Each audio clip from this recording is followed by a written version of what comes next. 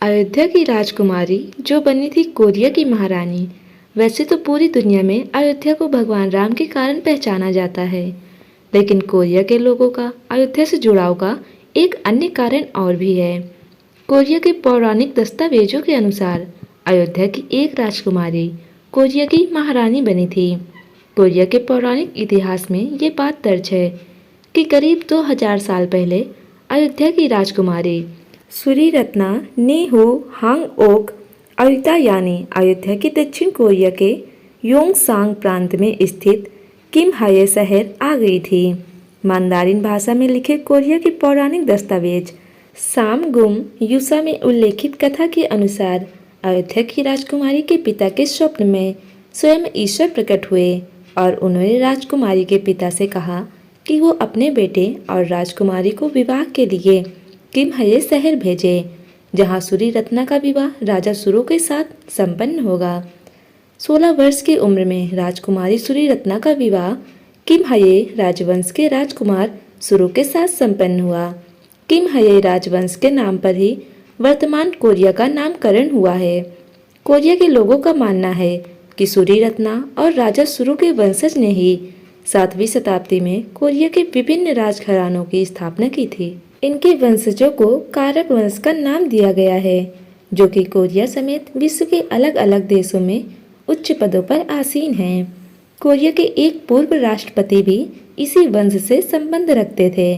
यूँ तो कोरिया के इतिहास में अनेक महारानियों का नाम दर्ज है, लेकिन सभी में से सूरी रत्ना को ही सबसे अधिक आदरणीय और पवित्र माना गया है, जिसका कारण ये था कि उनकी जुड़ी भगवान राम की नगरी अयोध्या से जुड़ी हुई थी।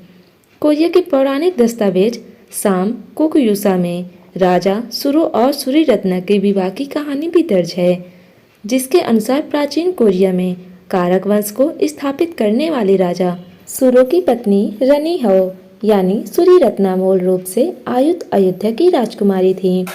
सुरो से विवाह करने के लिए उनके पिता ने उन्हें समुद्र के रास्ते से दक्षिण कोरिया स्थित कारक राज्य भेजा था। आज की तारीख में कोरिया में कारक गोत्र के तकरीबन 60 लाख लोग स्वयं को राजा सुरो और अयोध्या की राजकुमारी का वंशज बताते हैं। सुरो और सूरी रत्ना की दास्ता पर यकीन करने वाले लोगों की आबादी दक्षिण कोरिया की कुल आबादी का 10वां भाग है। कोरिया के पूर्व राष्ट्रपति किम देजुंग और पूर्व प्रधानमंत्री हियो चियोंग और जोंगपिल किम कारक वंश से ही संबंध रखते थे।